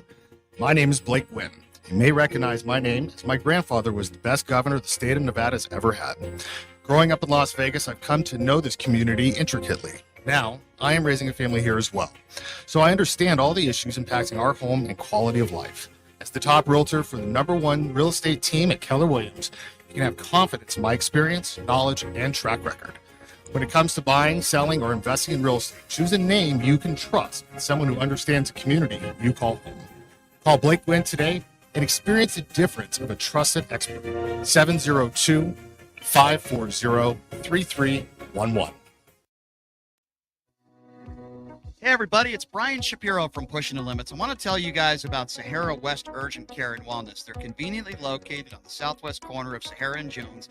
They're open Monday through Friday, 9 a.m. to 9 p.m. and Saturday, 9 a.m. to 5 p.m. At Sahara West Urgent Care, they'll take care of all your healthcare needs. They offer routine services such as physicals, STD testing, car accident treatment, and work injuries. You name it, they do it. They have on-site x-ray, EKG, ultrasound, and labs. They treat chronic conditions such as asthma, blood pressure, diabetes, and more.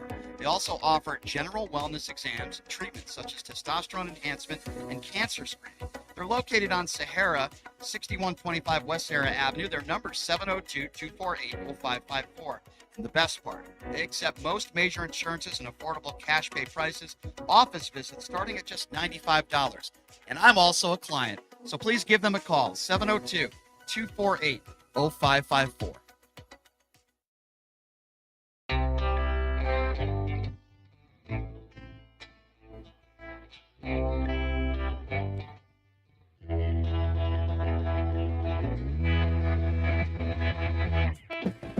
All right, welcome back. It is Pushing the Limits on a Tuesday. Going to be heading out to the Vegas Golden Knights preseason game tonight against the San Jose Sharks. A little bit of a rival, even though Sharks have been very good lately. I'll tell you what, it's a really good time to be a UNLV sports fan, right?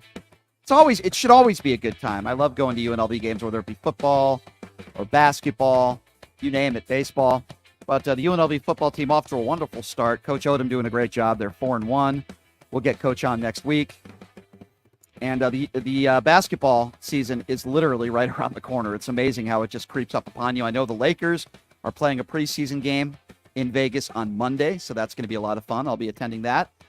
And it's always great to talk UNLV basketball, especially with the head coach, I always love catching up with him. UNLV head basketball coach Kevin Kruger joining us right now on the line. Kevin, always appreciate it, my friend. How are you? I'm doing well. How are you guys doing? Doing good, Kev. Always a pleasure having you on. Let me start with this. I'm probably going to butcher his name. I'm not good with names, but positive news that you guys got Papa Ndaya. Am I pronouncing his name correctly? I believe so, or close to, but, unfortunately with the NCAA rules, we're not allowed to discuss That's right. You're recruiting right. until signings are done. Totally understand that, and I forget that sometimes, but I saw that, and that's obviously a positive story. You could talk about, obviously, the team that you have right now, and that's what we want to do, and you had a great offseason, you and your coaching staff, some great players, the Boones, Hicks, Jalen Hill, Thomas Jr., Whaley Jr., and a lot of talent on this team. I guess the big question is, how do you put it all together?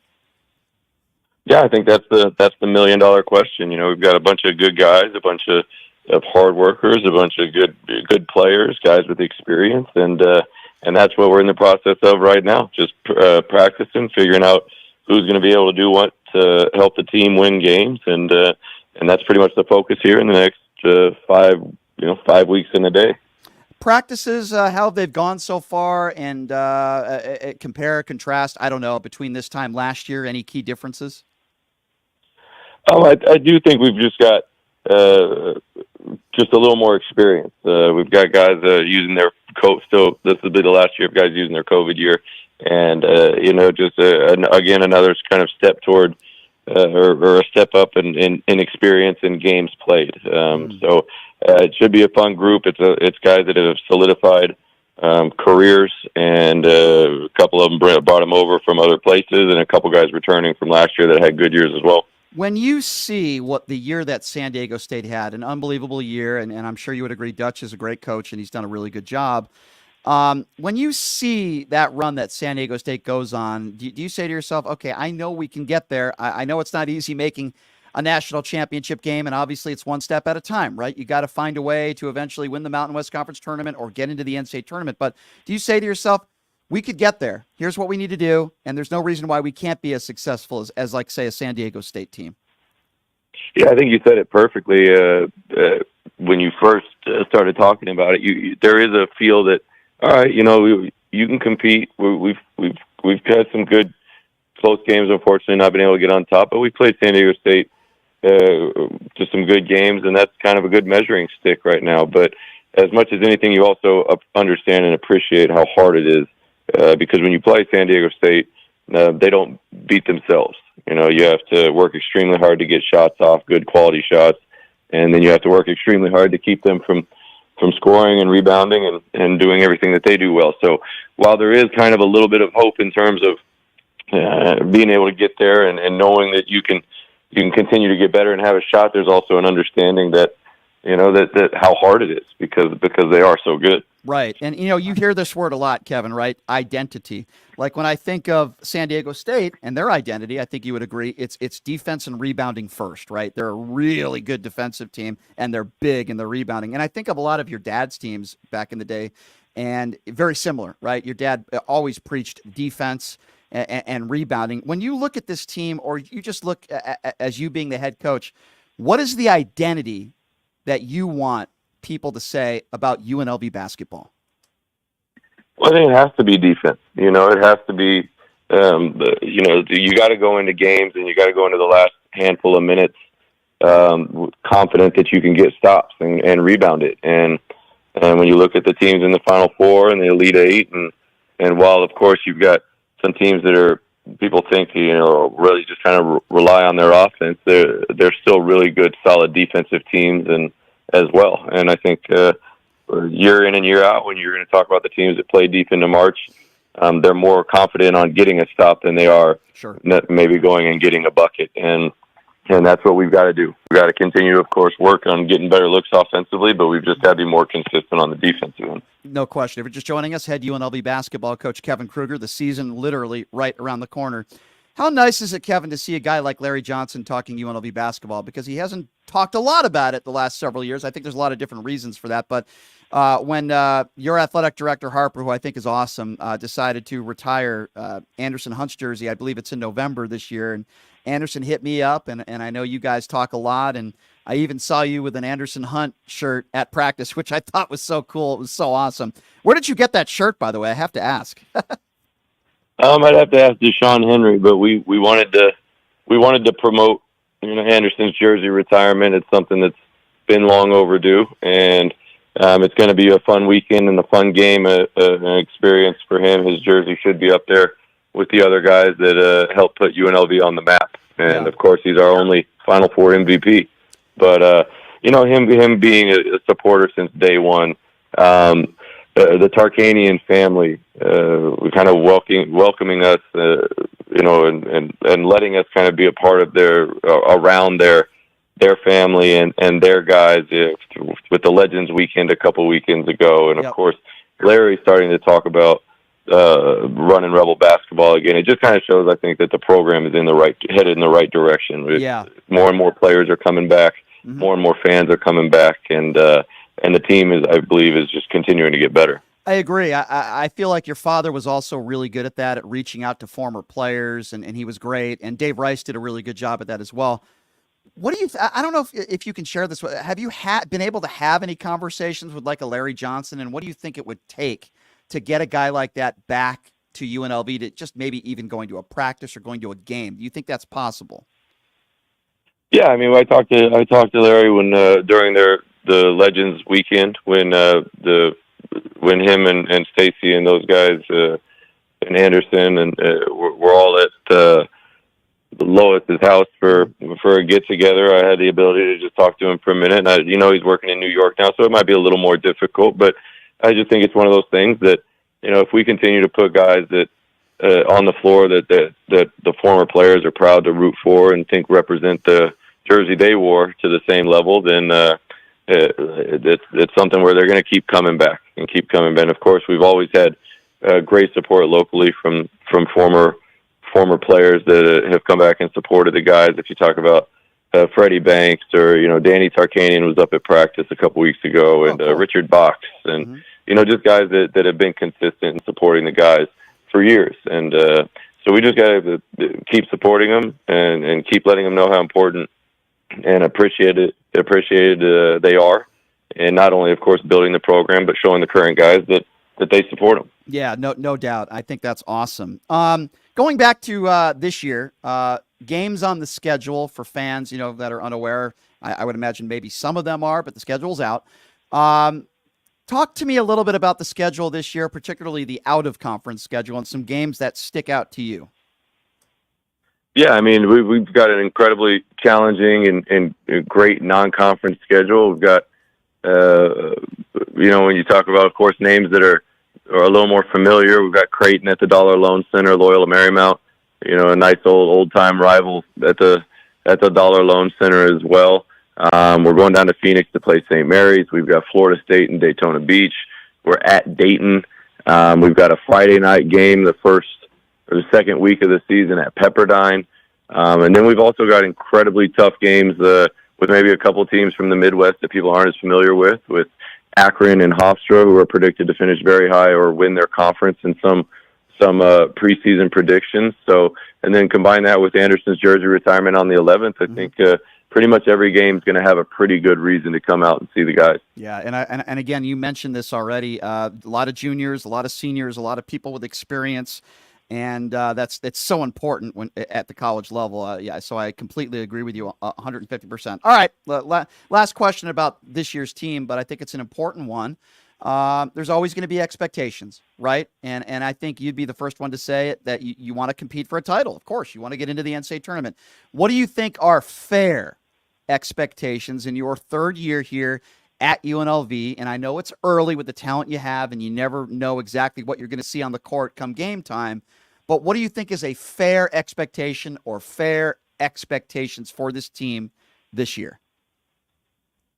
Honestly, I think the fans and the fan base and the people that enjoy watching UNLV basketball, I think they can really have an optimistic feel about this year's team, which makes our job just solely focusing on October 3rd and then October 4th, and as cliche as it is, I feel that this team has the experience and the talent and the selflessness of caring for each other, that if we can truly just get better every day, keep the goal in mind to get a good shot every time offensively, get a stop and force a tough shot defensively every time, that this is a team that can then win a lot of games and hopefully play into March and into March Madness.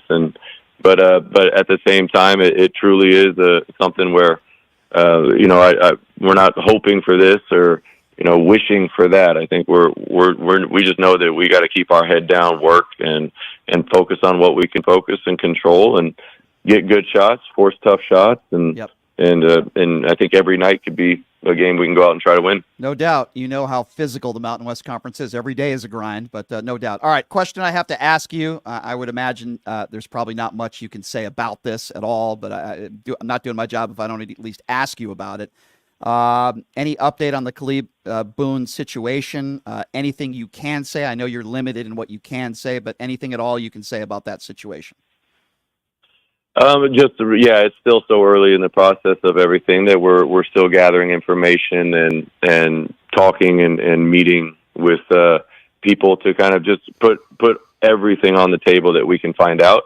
And as soon as we're able to do that and we feel comfortable with that on both sides, of course, we want to make sure that both sides are that we listen, of course, to him and that, of course, and then we also respect and appreciate the other side of it as well. If we can put all that information on a table, sit down and make decisions from there. But currently, it's just too early to make anything or speculate on anything. But until then, we're going to continue to communicate and talk with the guys and do our best to, again, just go out and focus on what we can do each day to get better. No doubt, no doubt. I saw your beautiful family over at UNLV football game a few weeks back. It's pretty exciting, too, to see UNLV and Coach Odom off to such a great start, isn't it? Oh, it's awesome. It's absolutely awesome. Got a chance to spend some time with him last night at the foundation dinner. Him and his wife, Tia, we're huge fans. Of course, we support everything UNLV sports, and it was nice to get to spend some time with him, watch the team come out to an awesome start, and we're rooting for him. And I know he roots for the basketball guys as well, so it's been fun to watch, and hopefully schedule permitting, we can get to all the home games that are coming down the pipe, and then but no, we're rooting for them. We think they're fun to watch. Yep. They play hard, and hopefully the crowds keep going too, because that's a huge thing. We got to get out there and support them, no doubt, and show the guys that we're rooting for them, and we're here for them, and hopefully, maybe you never know, that'll help win a game or two here and there. Yeah, no doubt. And it was nice to see you guys out there a few weeks ago. And I feel the same about you. We need to support you. We need to support this basketball team. We need to fill up the Thomas and Mack Center, because the louder it is in there, the better it is for you guys to have that home court advantage. And we're all rooting for you as well, Kev. So we always appreciate it when you take the time to join us. It's amazing how the season's right around the corner. And look forward to seeing you out there at the Thomas and Mack, and hopefully after the game talking about another UNLV W. Kev, appreciate the time, my friend. Regards to your father for me, and we'll see you soon. All right. Appreciate you guys. Thanks. That's Kevin Kruger, head coach UNLV basketball. Always a pleasure having him on. And listen, if you don't know what I'm talking about when it comes to Caleb Boone, I had to ask him that question, and I knew he'd be very limited in what he has to say. But Caleb Boone, the only information really that I have, and I don't have a lot of it, is arrested for DUI. Not good. Not good. This is not good news. Now, is there always the possibility that he's innocent until proven guilty? Sure. Don't know if he had any sort of test or blood test or anything, but you get a DUI as a college athlete, you're in trouble. And this was one of Kevin's recruits. Obviously, I don't blame anybody else but Caleb if he's guilty. And again, we don't know that, but I had to ask him that question. And Kevin gave me the appropriate answer. We need to hear out both sides and get more information, because this is very new, and it is. But if you Google his name, there's articles all over the place about this DUI. So this isn't good. His brother, by the way, plays on the team as well. That's Kalen Boone. We've had issues like this in the past. Every college basketball program has issues off the court. No program is perfect, and UNLV is no exception to that. But for the most part, we haven't had too many bad instances like that. So we'll have to wait and see how this goes. Listen, Jalen Hill is a stud. Kevin has done his staff, he and his staff has done a phenomenal job recruiting. Very difficult when you have to, move around a bunch of assistant coaches and you get new coaches, and that's very difficult. So I give them an A+ job in their recruiting efforts in the offseason. I think they've done a great job. Now, let me be honest with you, as I always am when it comes to coaches in UNLV, and I know some people don't like that. First of all, first and foremost, and trust me, I haven't said this about every UNLV head coach in the past, Kevin is a great guy. He comes from a wonderful family. Lon Kruger is a legend. They're classy people. They have a wonderful family. Kevin wants to be here. He bleeds UNLV red, and he's a great guy, and he's an easy guy to root for. With that being said, Kevin needs to have a good year. What do I mean by a good year? Well, this is year 3. He has, from what I can see, talented players in a conference that is not very good. I understand San Diego State did well. Not one other team won a tournament in the NCAA tournament last year, and it's a common theme in the Mountain West. The Mountain West Conference is not a great conference, no matter what anybody says. It's just not. So, what does that mean for Kevin? What do I mean by have a really good year? Not saying he has to win the Mountain West Conference, but you better compete for it. What do I mean by compete?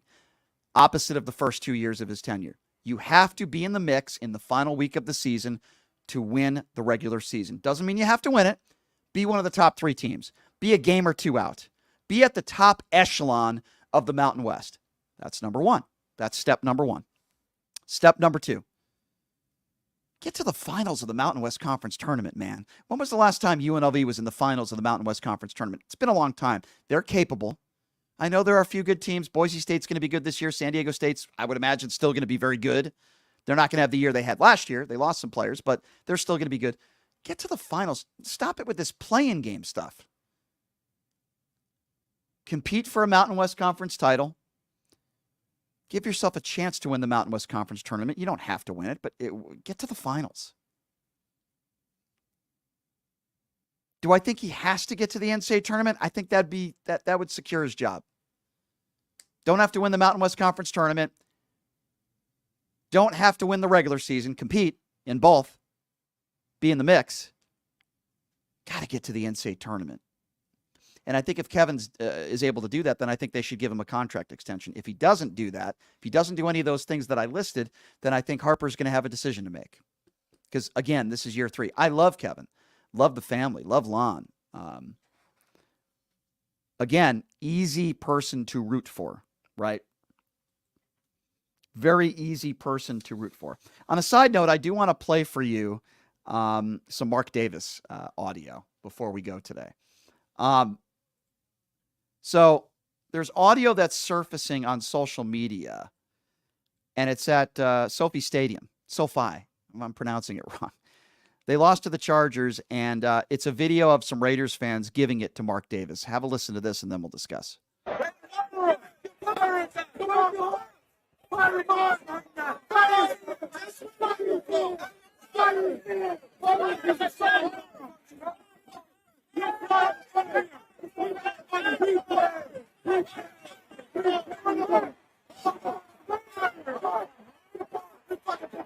All right. So anyway, you hear a lot of people screaming at Mark Davis. And then Mark Davis, by the way, is a few feet away. And his response is, use your head. Use your head. And he said some other things that are really difficult to understand. But let me be very clear on this. The fans have a right to be angry. The fans have a right to yell at Mark Davis. Mark Davis is wrong. Mark Davis, this is your guy. You hired Josh McDaniels. This is your guy. And he's doing a horrible job. Look at Jack Del Rio and look at the season he had. I get it. The following season, he'd have a good year. And Davis pulled the trigger and fired him. Josh McDaniels is 7-14 in 2 years. Del Rio lost 4 games the prior year before he was fired. 4. He only lost 4 games. This gets me so angry. Josh McDaniels can't coach. Josh McDaniels is a bad head football coach. He failed in Denver, he's failing here, and he's almost lost the locker room because the man can't coach. The play calling is terrible. The decision making is terrible. You have players. You have enough talent to be just as good, I would argue, better than the Chargers. This is a joke. It was a horrible hire by Mark Davis, and the fans have a right to be angry, and I support them. Do I think you should be swearing and throwing out vulgarities at Mark Davis? No. But you have a right to voice your opinion and say you should fire Josh McDaniels because he should. And listen, you can throw egg at my face. Numchuck can throw egg at my face if Josh McDaniels turns this thing around, because I don't think he will. I think they're going to be like 3-8, 3-9. I think they suck. And it's not because they don't have the players, and it's not because these players don't want to win. It's because of the coaching staff. And Versace is coming back to town next week, right? With the Jets. Or no, with the Packers. I'm sorry. They should have kept him here. He should still be our head coach, and I guarantee you he'd be winning games here because players would have gone through a brick wall for him. Instead, Mark Davis doesn't bring that coaching staff back. Ole was a really good offensive coordinator. They got to the playoffs, and they barely lost to the Bengals, who made it to the Super Bowl. Davis is a bad owner of an NFL. He's a bad owner. He's done a great job with the Aces. Not a good football owner. He's made bad decisions.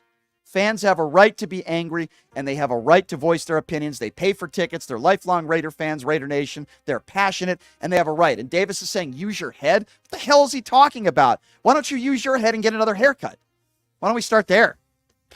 Lloyd Christmas? You remember that? Dumb and Dumber? Yeah. He's got the Lloyd Christmas hairdo. Yeah. Anyway, I don't blame fans for being angry. That's my point. I don't blame them. All right, folks, that's a wrap. 22 hours, we'll be back at you. My thanks to Kevin Kruger. Always love having him on, the head UNLV basketball coach. He's the best.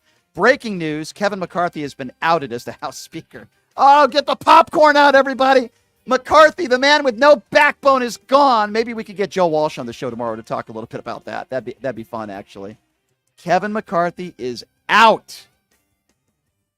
Good, you spineless bastard. You deserve it. You sold your soul to Donald Trump. This is what you get. You deserve it. You sold your soul. So Patrick Mahenry right now has become the active House Speaker. I don't know a lot about him, but this is breaking news. Kevin McCarthy has officially been outed as the House Speaker. Oh, we're going to have full coverage tomorrow. We're going to have fun with this one. Poor Kevin. Poor Kevin. Thanks for joining us, everybody. Thanks to Numchuck. We will be back at you tomorrow. Same time, same place. Have a great day, everybody.